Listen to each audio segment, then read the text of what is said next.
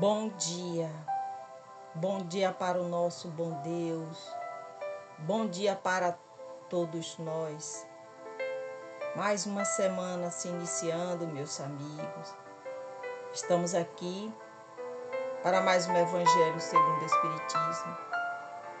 Nós só temos que agradecer a Deus este momento maravilhoso, este momento de paz.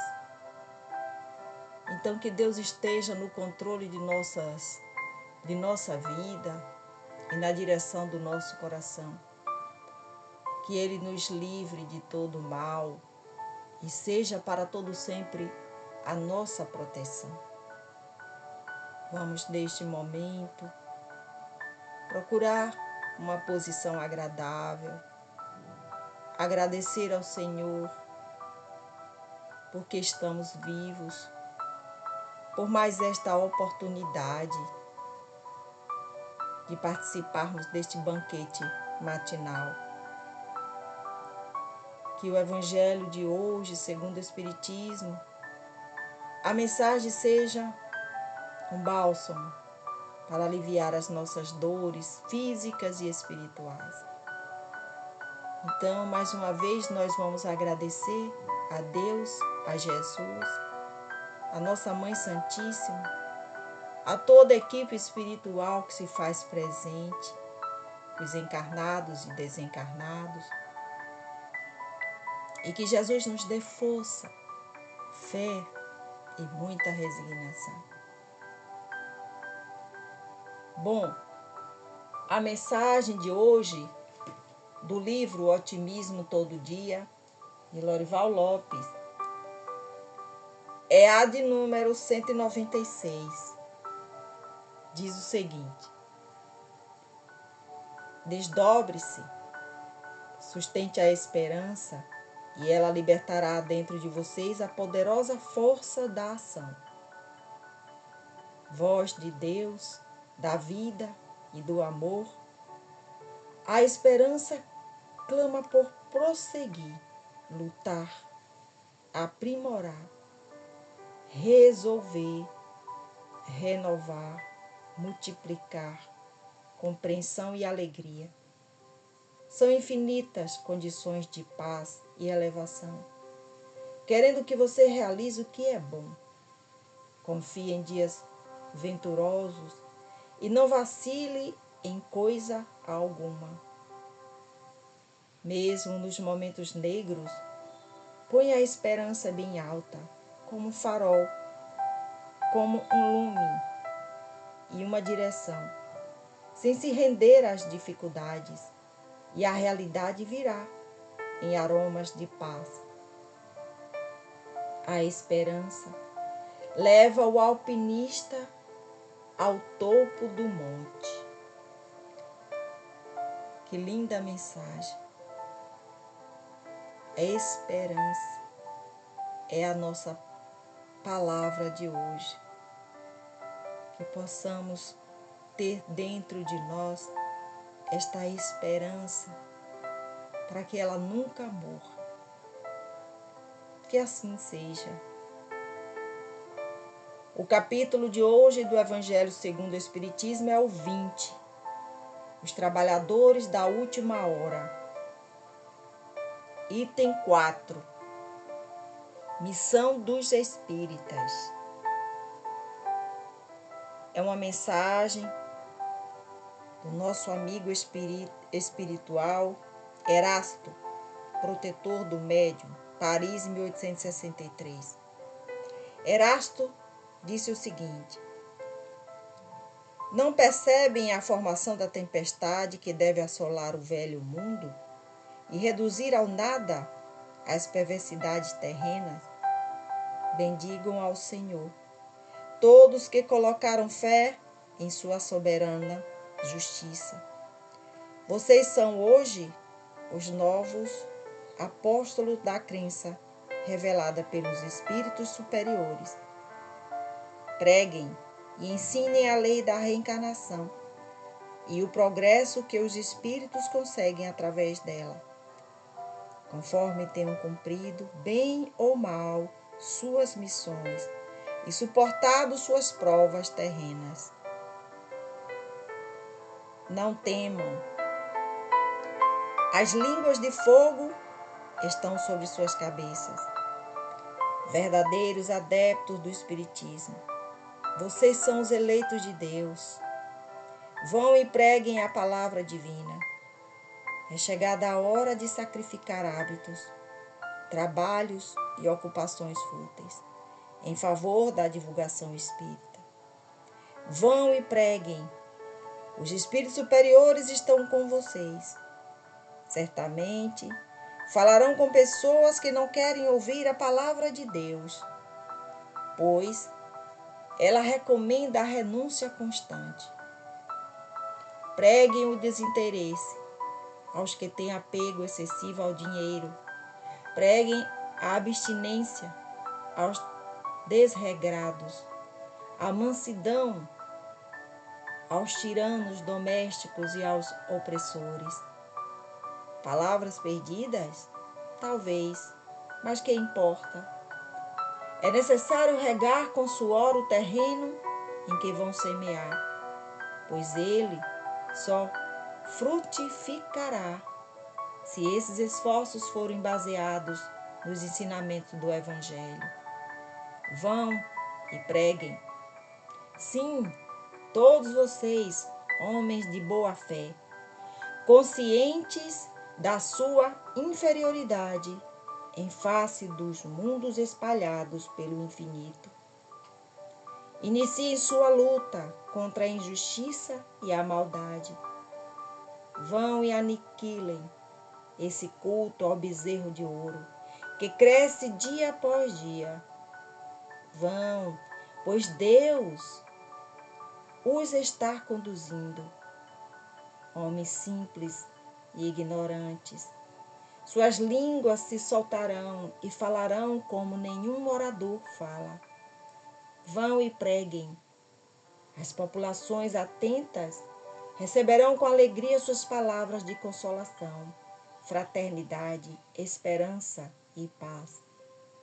Que importa as armadilhas que irão colocar no caminho de vocês? Somente lobos caem em armadilhas para lobos.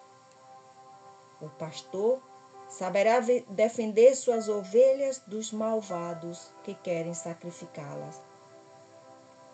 Vão, homens que são grandes perante Deus e que são mais felizes que o apóstolo Tomé, porque acreditam sem precisar ver e aceitam a mediunidade, mesmo sem nunca terem conseguido obtê-la por vocês mesmos. Vão, o Espírito de Deus os guiará. Marche para a frente, grandiosa falange da fé. Os grandes batalhões de incrédulos se desmancharão diante de vocês, como a névoa da manhã se dissipa aos primeiros raios do sol. Jesus disse: a fé é a virtude que transporta montanhas. Porém, mais pesadas que as montanhas são as impurezas que estão nos corações dos homens e todos os vícios que delas derivam.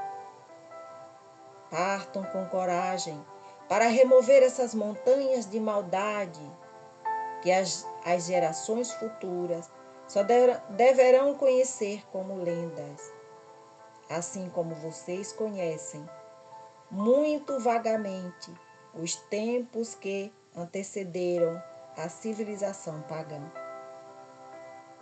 As revoluções morais e filosóficas surgirão em todos os pontos da terra.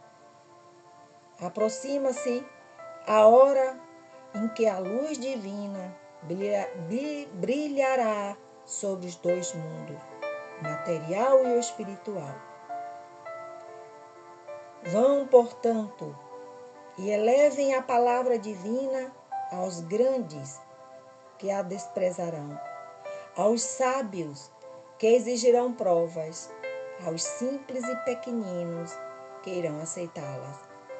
Porque é principalmente entre os trabalhadores que estão em expiação na terra que encontrarão entusiasmo e fé. Eles receberão os ensinamentos com alegria, agradecendo e louvando a Deus pela consolação divina que vocês lhes oferecem. Assim, baixando a fronte, renderão graças pelas aflições que a terra lhes reservou. Amem-se de decisão e coragem, mãos à obra. O arado está pronto e a terra preparada. Trabalhem. Vão e agradeçam a Deus pela gloriosa tarefa que Ele confiou a vocês. Mas cuidado, entre os chamados para o Espiritismo, muitos se desviarão do caminho. Fiquem alertas quanto ao rumo a seguir e busquem a verdade. Que assim seja.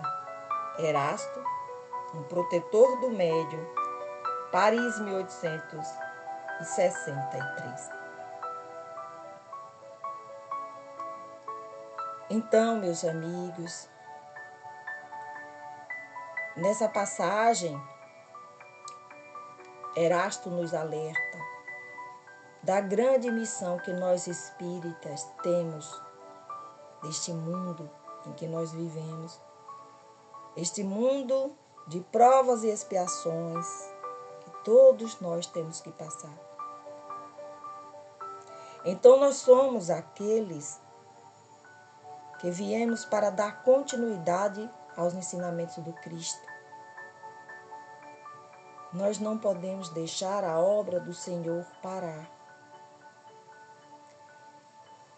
Kardec, ele disse através dos espíritos superiores que aquele que se reconhecer como semeador da palavra do Criador, falarás como um grande orador. Então não vamos ter medo ou vergonha de divulgar essa grande doutrina consoladora. Quantos por aí têm vergonha de dizer que é espírita?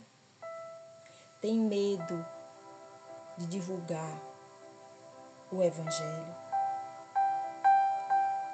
Meus amigos, nós precisamos internalizar que nós somos os escolhidos do Senhor para continuarmos jogando as boas sementes pelos caminhos por onde passarmos. Então, em alguns momentos, nós seremos criticados. Jesus foi, por que nós não seremos? Nós seremos criticados, meus queridos, porque são poucos que já conseguem compreender que a vida não acaba com a morte do corpo físico. Nós precisamos ensinar que o espírito é eterno e ele reencarna quantas vezes necessárias for. É preciso que isso aconteça para que a gente possa se melhorar, se transformar. E essa transformação, ela acontece através das provas e das expiações vividas no corpo físico. Nós precisamos conviver um com os outros. Por isso, nós precisamos dar mais importância a essa nossa grande missão, né? Todos nós temos uma missão aqui na Terra. Seja na divulgação dessa grande doutrina, seja na nossa família, seja no trabalho, na sociedade. Mas se nós escolhemos sermos espíritas, nós precisamos seguir essa missão. Porque, como disse Erasto, nós somos os novos apóstolos da crença, revelada pelos espíritos superiores. Portanto, amigos, vamos praticar tudo o que aprendemos, porque a nossa vida, ela continua após a morte do corpo físico. Ela continua no futuro. E todos nós retornaremos para casa, que é o mundo espiritual. Pensemos sobre isso. E vamos agradecer a Deus e aos bons espíritos por esta mensagem de hoje, esse capítulo de hoje. Vamos parar e pensar qual é a nossa missão. A nossa missão neste momento aqui. Vamos continuar, meus amigos, divulgando os ensinamentos do Senhor. O tempo passa rápido. Não podemos deixar para amanhã o que a gente pode fazer hoje. Que Jesus nos ajude nessa nossa jornada e que a gente possa cumprir o que prometemos. Amado Mestre Jesus, neste momento nós agradecemos por mais um ensinamento. Que o Senhor ilumine cada vez mais o nosso irmão Erasto. Que o Senhor derrame sobre cada um de nós a tua paz, a tua misericórdia. Obrigada, Senhor. Nós te agradecemos por tudo. Que assim seja. A reflexão final de hoje diz o seguinte: antes de negar-se aos apelos da caridade, medite um momento nas aflições dos outros. Imagine você no lugar de quem sofre. Observe os irmãos relegados aos padecimentos da rua e suponha-se constrangindo a semelhante situação. Repare o doente, desamparado, e considere que amanhã provavelmente seremos nós, candidatos ao socorro na via pública. Examine um ancião fatigado e reflita que se a desencarnação não chegar em breve, não escapará você da velhice.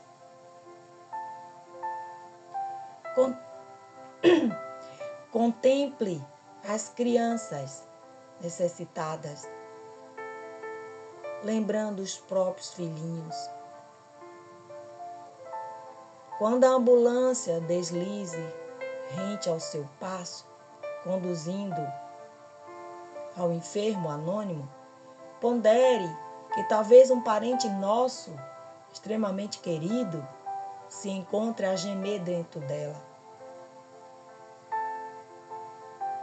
Escute pacientemente os companheiros entregues à sombra do grande infortúnio e recorde que em futuro próximo é possível estejamos na travessias das mesmas dificuldades.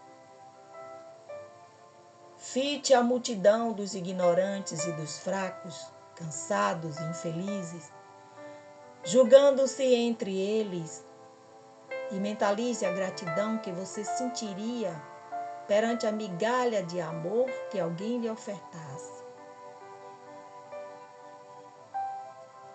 Pense um momento em tudo isso e você reconhecerá que a caridade para nós é uma simples obrigação. Que Deus nos dê sabedoria para que possamos refletir sobre tudo isso. Que assim seja, assim é e assim será. Graças a Deus.